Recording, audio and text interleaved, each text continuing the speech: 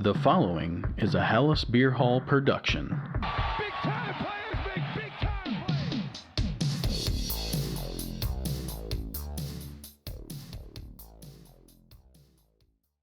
Andrew Billings, fun fact of the week: 3 tackles. That's improvement. That's improvement. 1 Yeah. tackle for loss. He causes issues up the gap. Was he not Yes. the one responsible for the fumble? I didn't see the fumble. I was walking to the bar. I think it was Montez From- that punched it out. Oh, Let me okay. see. I'll figure it out. That Bears win was a season-altering and possibly franchise-altering win. Hot take, because in years past we would have lost that game, and any close game that we've ever had, maybe since like 2019. I mean, We lose. yeah. so. Shout out to Cairo for, keeping us in that Huge game, game. dude.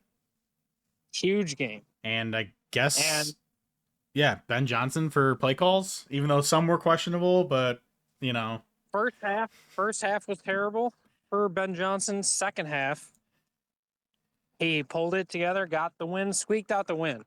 That's what a team does that is good. And Ben you beat Johnson teams is the that you're greatest supposed coach to beat. in the league. I It's mean, not he's on the his way. fault. He's on We the can't way. block Max Crosby. Not his fault. We run a reverse away from Max Crosby with Luther, and fucking Theo gets blown up at right tackle. That's not Ben's fault. Not Ben's fault that Cole Kmet's also dropping a fucking touchdown pass or puts us on like the 2-yard line. Not Ben's fault at all.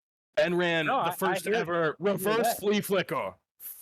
Like, Swift fakes the fucking flea flicker back to Caleb.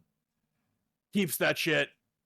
Ben's fault that Swift stiff arms the guy in a fucking face mask? No. Also not Ben's fault. also, why is Play that? calls are there. Why is that a flag if he stiff arms the No, guy? just in the first half, those little pitch plays that were going straight into Max Crosby and then not throwing the ball after 3 run plays in a row is like, all right, dude, you gotta work on that. But he did, and he made adjustments. In the second half, we came out and we fucking won the game.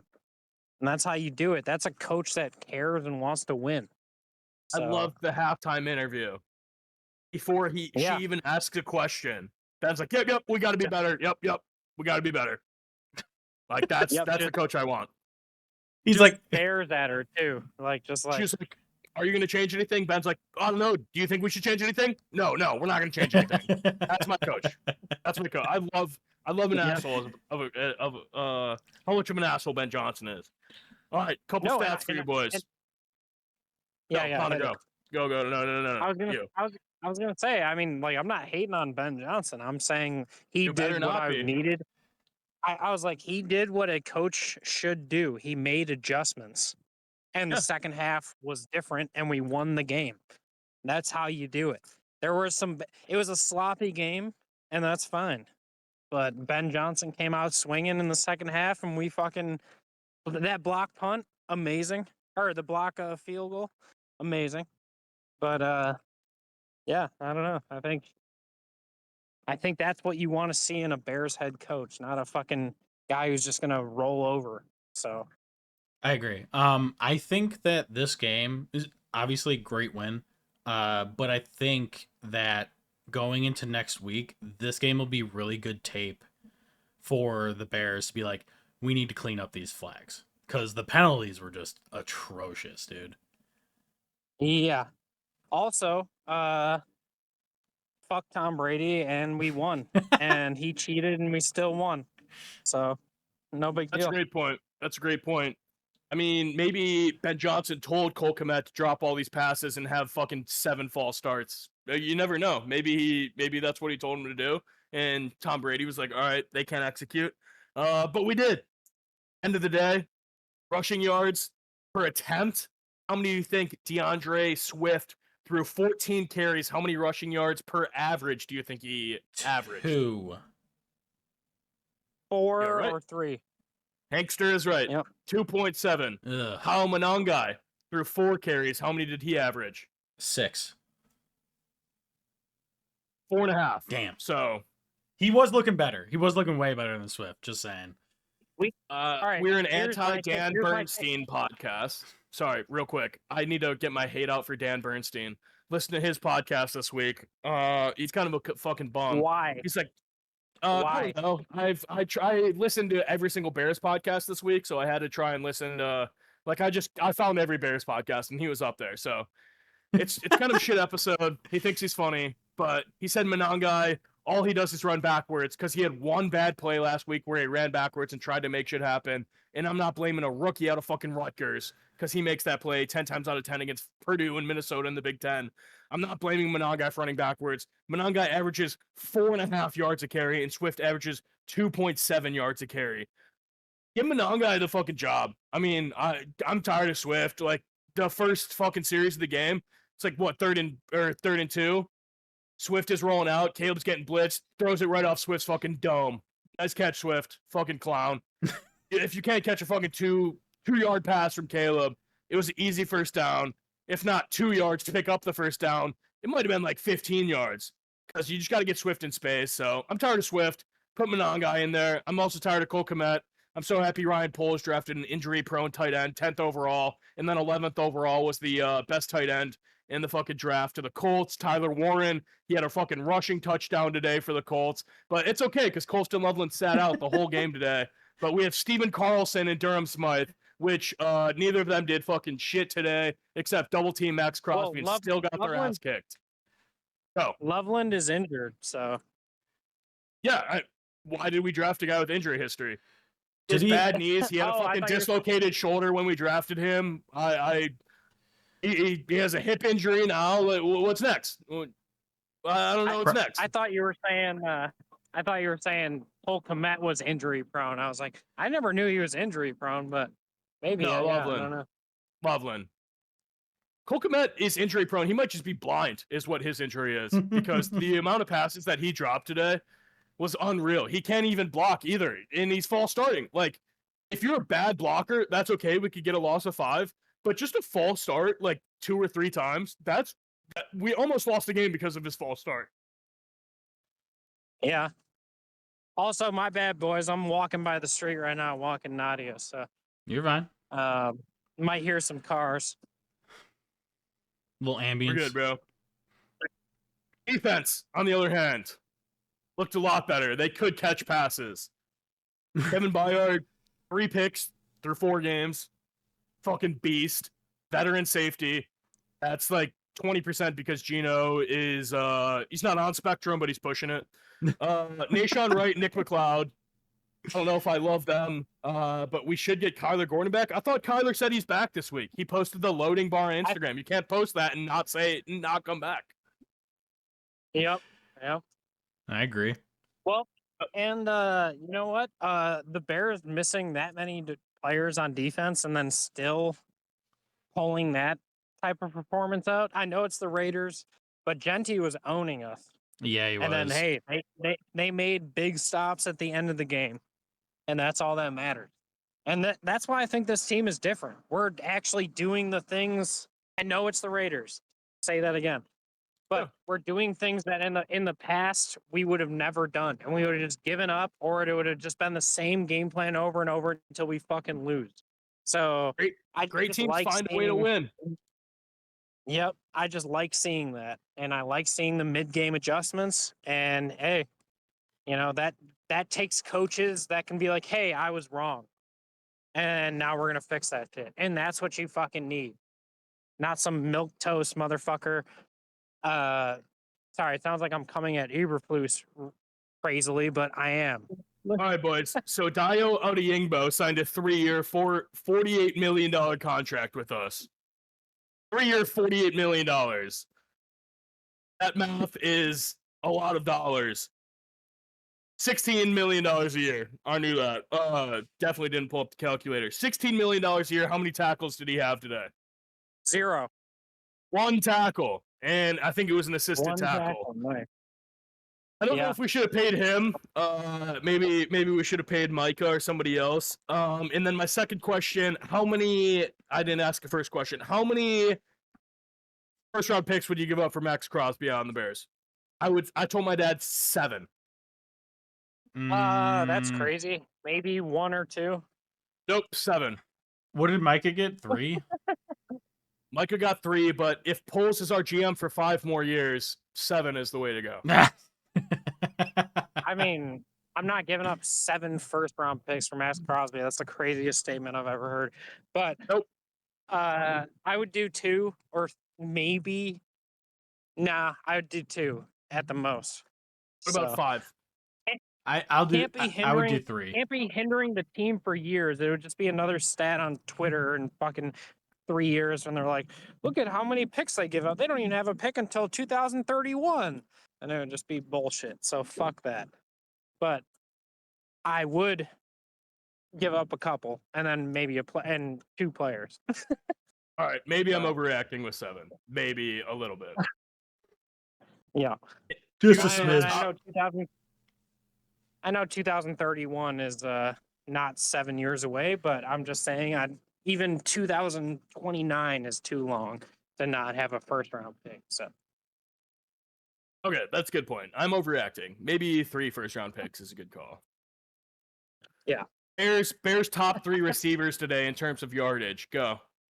Top 3. It's got to be Top 3. Zacchaeus, Odunze. Zacchaeus is in there. Odunze is number 1. Is he really? Zacchaeus Oh, one. I guess he has 1. Yeah. Zacchaeus 3. Zacchaeus number. Ooh. All right. Who's number 2? It's not Komet? DJ Moore. Not DJ Moore. Is it? Is it DJ Moore? Okay. No. Luther Bird. I don't know. Luther Burden had -4 receiving yards. So not Luther Burden. Ew. Oh, is it just for receiving yards or just wide receivers? Receiving yards. Oh. Cole Kmet, number 2. Yeah. Cole Kmet number 2. Okay, Cole Kmet nice, got nice. he was the highest target in the game. He got 9 targets thrown at Cole Kmet today. Caught 3 of them. Isn't that Ouch. awesome? Ouch.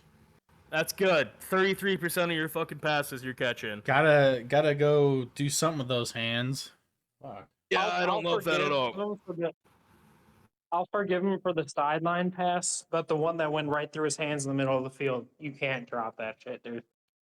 So I agree. yeah. And then the other guy I'm not forgiving on the team is Noah Sewell. He's trying to tackle Ashton Jeanty above the head multiple times, and he's a 5'8" guy who squats 500 pounds. So we got to go with the legs there. Dude, Jeanty's I know you're bigger than him, but Like, Jeanty ran through maybe 175 tackles today. He looked like he was pissed. The Bears talked about trading up to 5 to draft him last year. So that's a personal revenge game from him. I don't blame him at all for the way he ran today. I mean, I think it's going to be a fucking beast. Looks like he got a little banged up at the end of the game, and Mostert came in. Mostert might be a good fantasy pickup. I did notice I something mean- about Jeanty. Just not talking about the Bears, but it seemed like after Jeanty had any sort of run, he would always come out for the next play. No, yeah. Genty's a young beast, dude. He's literally one of the swollest guy per fucking, like, however much he weighs plus, like, his height. He's like a little boulder, you know? He's like Tyreek Cohen on steroids. Yeah. And I mean, that literally could be who he is. He might be Tyreek Cohen on fucking steroids. Oh, I never even fucking realized that. Yeah, Tariq Cohen. He's 7 inches shorter than me and 20 pounds lighter. So he's fucking beast. I would say he's got a little more muscle than I do, drinking 12 Busch Lights a night, but it's tough to bring this guy down. I'm rooting for Jeanty. I can't say I hate him. I watch fucking Raiders preseason games to tune in just to see what Jeanty would do against these guys. But yeah, fuck it. Back to the Bears. I think the defense looked, we looked great today. With the amount of points we gave up, like, we gave up 24. But at the end of the day, like, the defense held their ground. They gave us every chance to win the game. Yeah. Nick McLeod and Nashawn Wright, 6 tackles combined. Fuck yeah. 8 tackles combined. These guys are awesome. Even without Kyler Gordon and Jalen Johnson, these guys could definitely hold it down.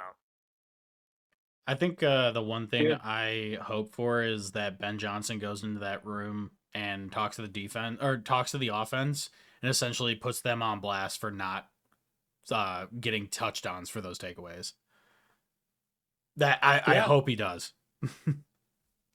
Hey, you know what? You won that game. And I definitely think need to be said. I'm sure after film, a lot of things will be said. But, for right now, just winning that game is literally a change of Bears culture. And that just goes to show how sad the fucking Bears have been for the past, since Mitchell Trubisky took us to the playoffs and then what's his face missed that fucking kick. And Matt Nagy stared like a fucking Almost a decade ago. It wasn't Cody. Yeah. Yeah, I forgot his name. I forgot about that. Ben Johnson's my head coach now, so I don't really give a shit about that. Yeah. Actually. No, that's what I'm saying. That's what I'm saying is that this is a change of culture for the Bears as like a franchise. I guess that's too crazy of a statement to say after we beat the Cowboys and the Raiders, but we would have lost that game in the past. And we fucking won that game, is what I'm saying. I think it's a mindset. 1,000%. Yeah, it's a mindset change for sure. Yeah. Culture yes, change. totally. Culture shift. Yes. Totally agree with you. Last year, I'd be crying on this podcast right now, like, we're just bad and we suck. And you know what? It's sad and I'm a loser and blah, blah, blah. But now I'm like, I called you guys at halftime. Halftime and said, we're winning this fucking game, boys. Ben's going to make some second half adjustments in Max Crosby. Great first half. Unfortunately, there's the third and fourth quarter. Can't it's keep not it up. 2 quarters. Can't keep it up, Khalil man. Mack against Aaron Rodgers on Monday Night Football when we got him. Forced fumble, pick six, fumble recovery, scoop and score for a touchdown. What happened in third and fourth quarter? Oh, we lost the game. It's a 4-quarter game. I mean, they could kick our ass in the first and second quarter, but great coaches know how to win in the third and fourth. And that's what Ben Johnson did. That's what Dennis Allen did. And even as a DC, Dennis Allen's had that head coaching experience, especially with the Saints. He lost a lot of games. So he knows what losing's like, but he knows what winning's like too. So I'm happy that he fucking cooked at the end of the game.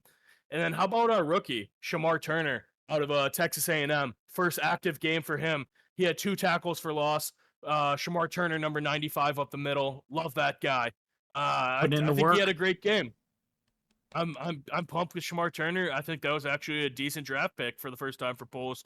Sexy Dexy, kind of a little not the best game for him, but yeah, Josh Blackwell. Let's give a shout out to him. I think that might be the episode title for blocking that field goal. And Bears win. As Connor said, we would have our field goals blocked the last 5 years. It's different. It's a different culture. It's a different team. It's a different coach. We're ready to go. Yeah. Bears, 15-2. And if we lose, the rest of our games, no, no, what? I'm not going to ignore the elephant in the room that the Bears do this all the time. Sometimes we start out fucking 4-1, and we go on to be 6 and whatever, and at the end of the season. Did you just say it was a change of culture, Connor? Come on. I did, but I have to also say it's like a caveat. It's like it's the Bears. No, cut that shit out, Hank. Get this guy off the podcast. No. Hey, whoa. Right, we'll talk to you guys next week after the Washington Commanders lose and Bears throw a Hail Mary to win the game, and we reverse it because it's a new culture. We're never losing game for the rest of the time. I will let you know right now. I am doing a. Sorry, my dog is squeezing a chew toy. But I am watching the Commanders Bears game with the same people that I watched the Bears Commanders game last year where we lost. And we're doing it again to break the curse, dude. That's a terrible idea. You should not do that. You need to watch. We're breaking the different curse people of the Chicago Bears. No. Different setting. Same people. All right, I'm sending some showgirls to your house for that fucking game because we need some different energy in there. You can't do the exact same thing as last year. That's insane move by you. It's not the same bar. It's not the same bar, but it's the same people because we need to break the curse. So we can cut this out of the pod if we need to. This is good. Leave this in the pod. I think it's I love the banter. for real voodoo magic. All right, if you guys had to guess who had more tackles today, Javon Dexter or Torrey Taylor, who do you think had more tackles? I would say Javon Dexter, but now that you said it, I mean, it sounds like Torrey Taylor had more tackles. So The Crocodile Punter, even though he hates that nickname, had more tackles. He had 1. Javon Dexter had 0. On that kick return at the end of the game, I thought they were just going to take it to the house, but Torrey Taylor actually had the tackle on that to save that. So that was huge. I mean, shout out Torrey Taylor.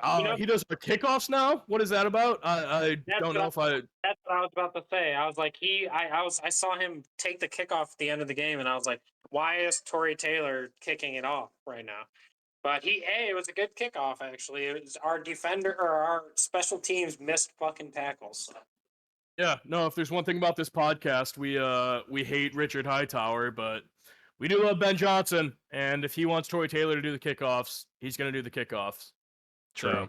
Hey, and I don't want the people to think that I hate the Bears right now. I'm just criticizing things that needed to be done. We beat the Raiders by 1 point.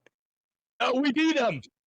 We beat them, but it's like, all right, that's good. That's a step in the right direction. We need to win by 1 point.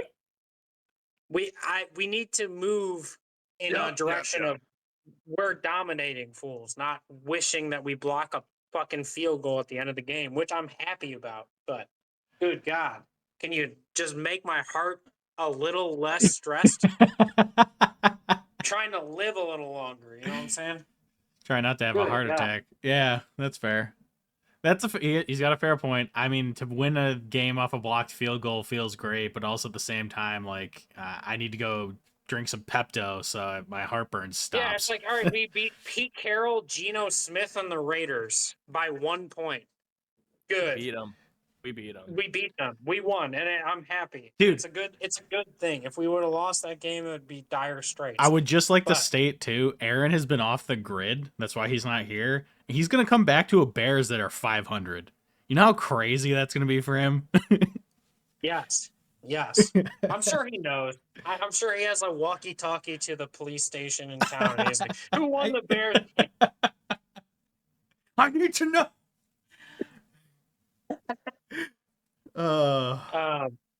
But also in other news, the Cubs and the Padres play in the wild card. Padres, Juice's favorite team. Cubs, my favorite team, obviously. And we're doing a baseball series on Twitch. Juice, hit them with that Twitch info so they can follow along on Monday or Sunday night. Juice is up 1-0, according to Connor, because we're counting the game last night, so that was pretty sweet. Yes. Juicy Jungle 5715. Anyone that wants to tune in, Juicy Jungle 5715 on Twitch. Yes. I might go to Wrigley, but like now that it's announced that it's a 2:00 game, tickets drop from $400 to $140. Interesting. That's awesome. That's intriguing to me. I think I might fight some Cubs fans from like Hinsdale though if I go, so it might be better just watching at my place. But we'll figure it out. I mean, no work's gonna get done, no resumes are gonna get sent out on that day, Tuesday or Wednesday, and then I think Thursday is a flex game depending on how the first 4 series go on Tuesday and Wednesday. So it could even be a night game on Thursday night, but this will be our last episode probably until the Cubs-Padres series. That being said, Padres win in 2 games. They win the first game 4-1, and they win the second game 18-2. So, Connor, what are your predictions? Yeah, what do you got? I think the Cubs win the first game, and it's going to be like 4-2 or maybe 5-3.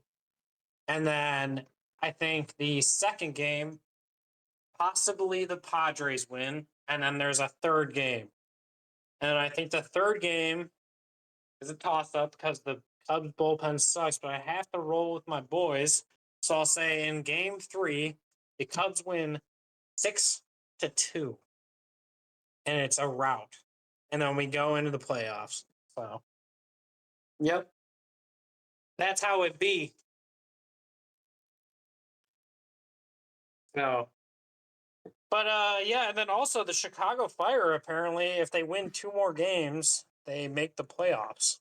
So, us being the #1 Chicago Fire podcast in the Catholic. Chicagoland and Washington area, Washington State, I think that's pretty cool. And I think the Fire are the best they've been in maybe 6 or 7 years. So Yeah, sports are heating up. At least for Chicago, if you think about it, because Blackhawks, they've started. Oh well, preseason started. They're playing right now. They're up 3-1 against Minnesota Wild, but their actual first game is was that October 7th. So a lot of stuff going on. So, Juice, I will play you right after this podcast if you want, dude. We can do a game right now, dude. I'll play you. Unfortunately, I do have some trivia questions for you boys. Oh shit! Sick. Three questions, all Chicago Bears. Got it. Who did the Bears trade up to draft with the 11th overall pick in the 2021 NFL Draft? Justin Fields. Justin Fields. Okay. That's the easiest question I've ever heard in my life. Wasn't easy for me. Nope. Nope. Which Bears rookie quarterback set a franchise record with 353 consecutive pass attempts without an interception? Caleb Williams. Yeah. 2 for 2, Connor. My favorite stat / question. Who became the first head coach in Bears history to be fired in the middle of the season? Oh, easy. Yeah, Eberflus all day. It's a different year. It's Ben Johnson's fucking team, boys. Eberflus was the answer. It's Ben Johnson's fucking team. 15-2. On the road to San Francisco. Bears will be playing in San Francisco. Book your plane tickets. Book your hotels. Watch me beat Connor on Twitch. The Cubs are going to lose the fucking wild card to the Padres. And that's all I got for Alice Beer Hall. For Connor, for Hank, for Juice, and Aaron. Bear down. Yeah. No, that's not the end. The Cubs are going to win. Fuck the Padres. Go Chicago. The fathers will have to take a sad flight back to fucking San Diego where they can all sit around and enjoy the fucking palm trees and some lame-ass beach in the same weather every fucking day. Go Cubs. Chicago's the best. One love. You heard it here, folks. Hell, Spear Hall. We're out. Well, a lot of things happen today. Sometimes life deals you bananas and you gotta just say, fuck it, I'm gonna eat that shit. I'm not touching it. Cut it. Cut it. We're cutting it. We're done. I had to tie that in. We're out. And they were all great. And they were all thrilling. And they were all dramatic. But you know what? Get big, get tough, and get fucked. Too bad we couldn't have had Hot, juicy cake takes, you know what I'm saying? Yeah, some fine. hot cakes on the griddle, you know what I'm saying?